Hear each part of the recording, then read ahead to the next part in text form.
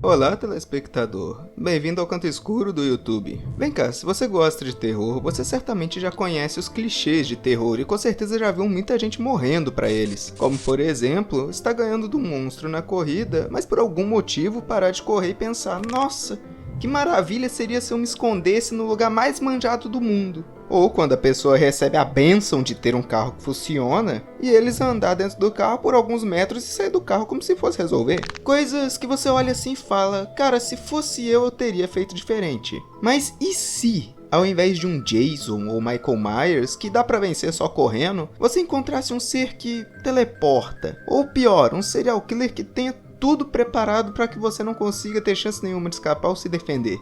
O que você faria? E é isso que você vai ver no vídeo de hoje. Como sobreviver às creepypastas mais famosas e perigosas da internet. Não se esqueça de se inscrever e dar um gostei. Caso contrário, eu vou fazer eles aparecer na sua porta e essa semana ainda. E não é uma ameaça, meu amigo. É um aviso. Então, sem mais delongas, vamos começar, não é? Número 1. Slenderman. O Slender, ele é considerado como um dos pais das creepypastas, e sobreviver a ele é bem mais complicado do que só pegar um carro e sumir para bem longe. Por ser uma entidade misteriosa, boa parte do que sabemos são apenas teorias, o que torna ele imprevisível e ainda mais perigoso do que os outros. No entanto, mesmo que ele não desgrude do seu pé, não importando o quanto você corra, você ainda pode sobreviver se ficar focado e atento o suficiente. Mas antes de falar de como sobreviver a ele, é importante você entender o que ele pode fazer com você. Em resumo, ele pode se teleportar, ficar invisível para quem quiser, mudar sua forma para se mesclar ao ambiente, imitar perfeitamente a voz de qualquer um, gerar interferência em aparelhos eletrônicos e até manipular o clima.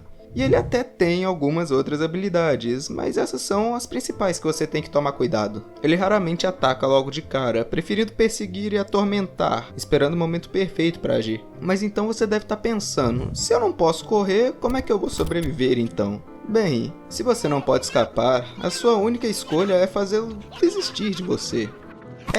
Parece meio estranho, mas você vai entender. Por mais que ele seja quase invencível e imparável no que faz, caso você se mostre um alvo muito difícil E chato de preferência. eu acredito que ele pode desistir e caçar alguém mais interessante no seu lugar. Aqui vão algumas dicas que vão te servir muito bem. Primeiro, não entre em pânico. É só você pensar comigo. Se ele nunca mata de primeira, ele deve ter um motivo. Talvez ele se alimente do medo das pessoas, quem sabe? Ou talvez ele apenas goste de atormentar os seus alvos por puro entretenimento mesmo. Não entrar em pânico, porém, além de te tornar mais perceptível contra suas ilusões, fará com que ele perca um pouco do interesse em você, pois você não vai estar entregando o que ele quer, o seu medo. 2. Ande sempre acompanhado. Ele ataca com mais hostilidade quem está sozinho, e ele certamente vai tentar te jogar para algum local isolado para caçar você, então fique atento. E sempre se pergunte de preferência: realmente tem alguém me chamando lá? Eu realmente tenho que ir para aquele corredor escuro e sem ninguém que não parece nem um pouco suspeito? Ou será que é só o Slender tentando colocar uma peça na minha cabeça? Por outro lado, com mais pessoas por perto, mesmo que ele se torne visível apenas para você, ele dificilmente vai te atacar no meio de todo mundo, pois isso seria um caso que chamaria muita atenção para ele, e consequentemente chegando na lenda dele como resultado. Isso sem contar que isso pode dificultar as caçadas futuras dele, não é? Resumindo, dor de cabeça sem necessidade pro nosso carecão cabeça de mamão. 3. Evite florestas ou lugares de pouca visão. Ele se esconde muito bem entre as árvores e usa o ambiente a seu favor. Ele certamente vai te stalkear antes de tentar alguma coisa, então opte sempre por ambientes onde você tenha total visão de suas redondezas e tenha rotas de fuga de preferência. Até porque em última instância, caso você acabe sozinho, você pode correr. Não é muito útil, eu confesso, mas isso poderá te poupar tempo até que você tenha uma abertura para poder escapar e sobreviver mais um dia. Número 4. Não encare o Slender. Lembra que ele gosta de gerar medo nos outros, né? Então, apenas tente seguir a sua vida normalmente, como se ele não tivesse importância e nem estivesse ali. Se você não entrega o medo que ele quer e ainda assim daria muito trabalho para ele matar casualmente, qual o sentido de continuar te perseguindo então? E antes que me pergunte, eu não tô levando em conta aquele filme tenebroso de ruim dele, tá? Tô levando em conta a creepypasta, que é o material original, então é isso aí. Em resumo, sobreviva o máximo que você conseguir. E se você ter sorte, ele certamente vai te deixar em paz em um ponto ou outro. 2. Smile Dog. Smile Dog, ou Smile JPEG, parece só uma imagem bizarra de um cachorro sorrindo com dentes humanos. Nada demais até aí. Mas segundo a lenda, quem vê a foto original é amaldiçoado, sendo atormentado mentalmente até chegar ao ponto de enlouquecer, cometer suicídio ou espalhar a palavra, como muitos dizem. Eu confesso que eu já vi várias imagens dele e nada aconteceu. Então ou são todas falsas ou eu já tô doido há muito tempo e ninguém sabe. Segundo relatos, Smile Dog é capaz de manipular sonhos e induzir paralisia do sono, o que não deve ser nada agradável, diga-se de passagem. Ele pode interferir em tecnologia e, principalmente, mexer com a sua cabeça. Ele não aparece fisicamente, ao que aparenta, sendo que as únicas vezes que isso aconteceu, entre aspas, foi em histórias feitas por fãs. E eu não duvido que tenha sido só uma paranoia da pessoa causada pelo estresse ou falta de sono mesmo. Então vamos descartar a possibilidade dele aparecer latindo no seu portão às 3 da manhã, ok?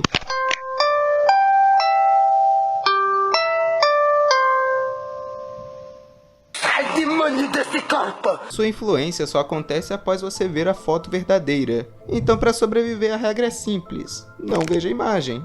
Mas, se por algum motivo você viu o original, aqui vão algumas opções. O primeiro passo: bloqueie quem te enviou. Porque convenhamos, quem enviou isso para você não é amigo seu. Segundo, não entre em pânico. Lembre-se, boa parte das imagens deles são mentira, então até que alguns dos efeitos comecem a realmente aparecer em você, você não deve ficar paranoico com a ideia. Mas caso você tenha o azar de ter visto o original, não há muito que você possa fazer. Smile Dog não pode ser enfrentado fisicamente, e mesmo que você pudesse, enquanto a memória dele existir, ele continuará vivo e te atormentando. Mas você ainda poderia ter duas saídas para continuar vivo. A primeira seria apagando a memória da imagem. Forçar o esquecimento é algo complicado, mas dizem que existem maneiras de você conseguir. Algumas delas são você encher a sua cabeça de novas memórias, que seria sobrecarga mental.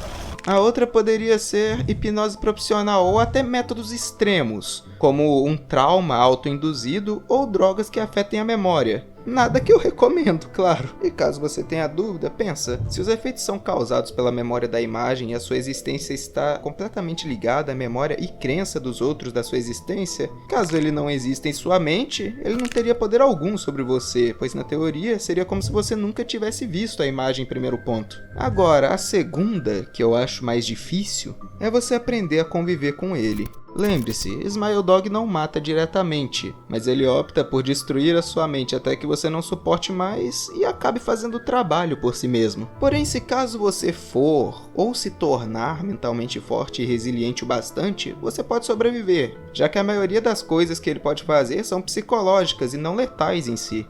Você certamente ficaria louco e sequelado no processo? Eu tô louco! Como é que pode? Com certeza, né? Mas enquanto você não decidir pôr uma corda no seu pescoço, bem, você certamente vai ficar bem.